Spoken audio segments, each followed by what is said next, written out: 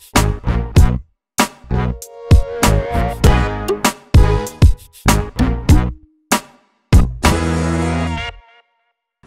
there, welcome to Big V TV. Great to have you with us. State champ men 6 becomes 4. We head into the semi-finals this week. And the semi-finals, Steve, remind us, are best of 3. They are. Correct? 3-game series. Away, home, home. Right, we'll tell you who's going to be there. Hey, Jeffo, what do you got planned for the next month? Relaxing. Yep, that's why we deliberately finished our season early. Just sharpening up for Div 2 next season? Yeah. Right, okay. Ringwood 106 defeated McKinnon 80. Ringwood got off to a fly here, Steve. Now, there's no doubt in my mind,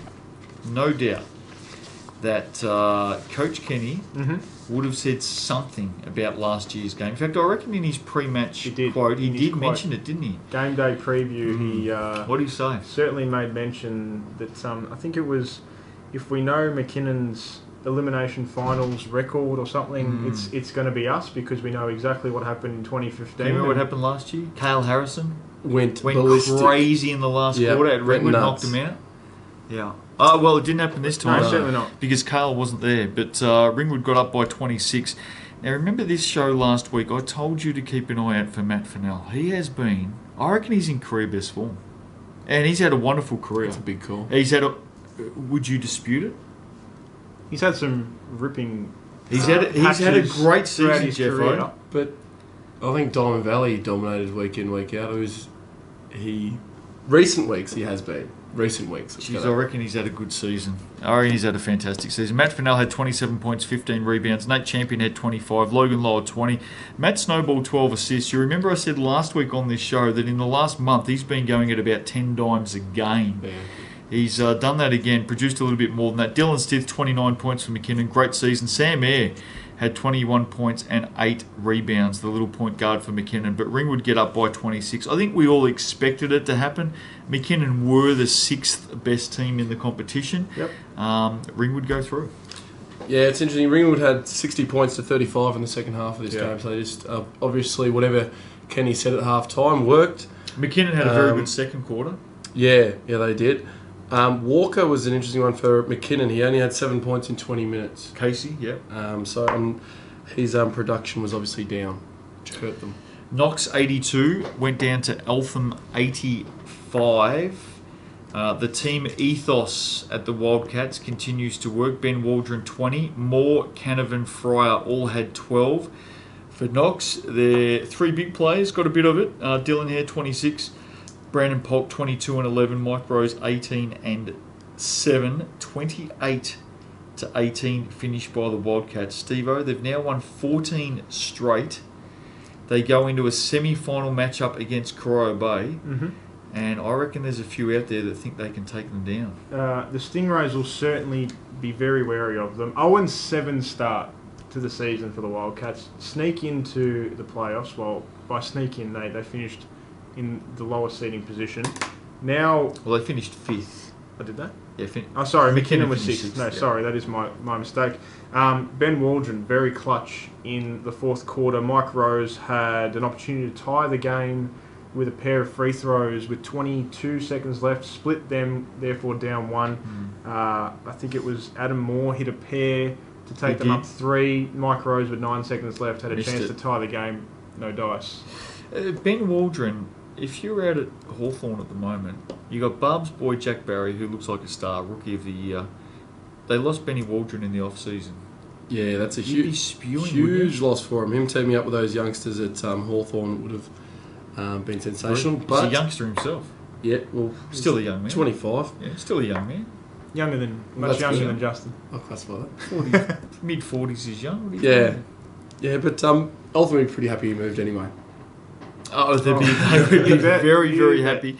I think we all went Eltham last week. Knox have had a good season, but if you look at their last month, I think they've lost 4 of their last 6 or 7. Yeah, I was going to say maybe 5 of the last 7, including this one, and just fell at the final hurdle too, because they were ready to win the game. 28 to 18, 4th quarter for Eltham. Yep.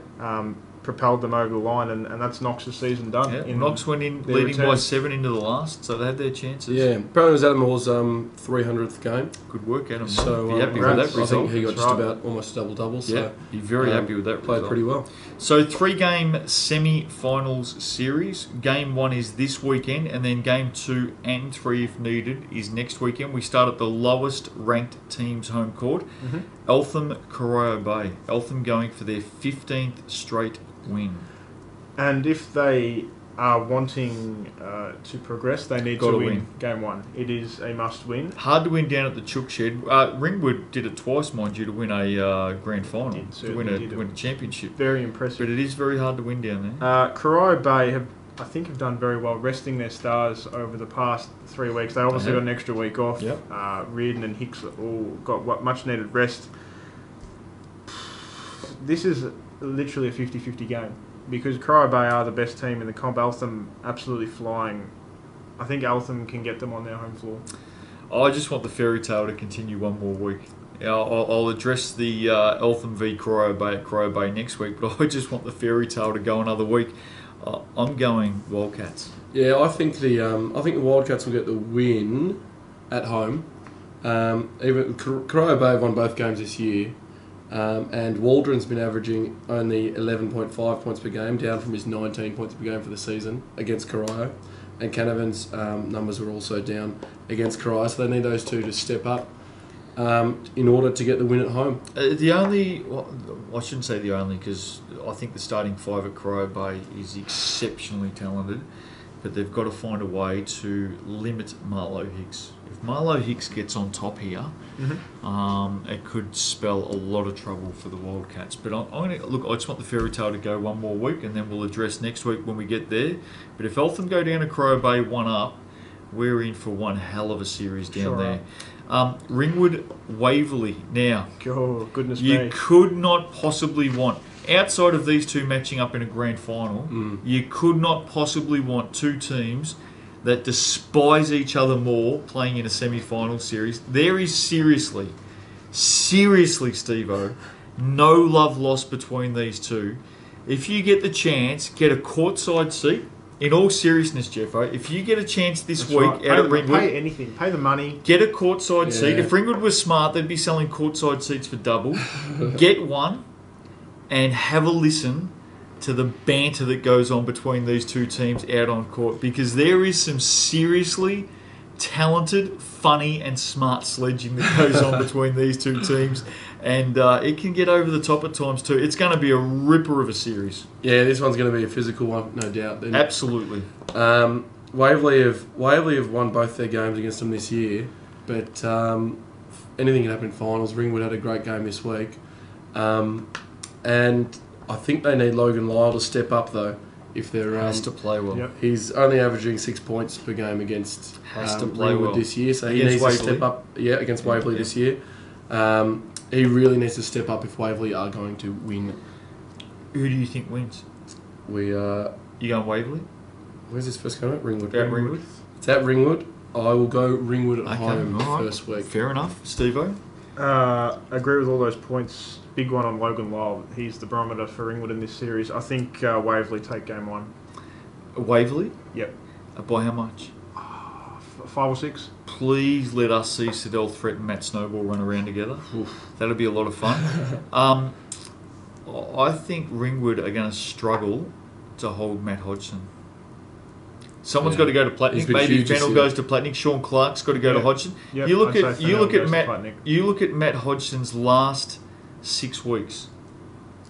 Unbelievable. Yeah. I think he is in season best form at the right end of the season. Yep. And I think Ringwood's going to struggle to hold Matt Hodgson. I'm going to go Waverley to win away and go back and clean it up at home. It's going to be a great matchup though. Yeah, looking forward to that one. Both of them are. Both of them. Eltham and Corio Bay, Ringwood and Waverley, top 4 teams, or the last 4 teams I should say. And then of course we're going to get a couple of winners in a couple of weeks' time through to the grand final series. Looking forward to it. Get out there and support your teams. We'll be back to talk about week 2 of the semi-final series next week on Big V TV.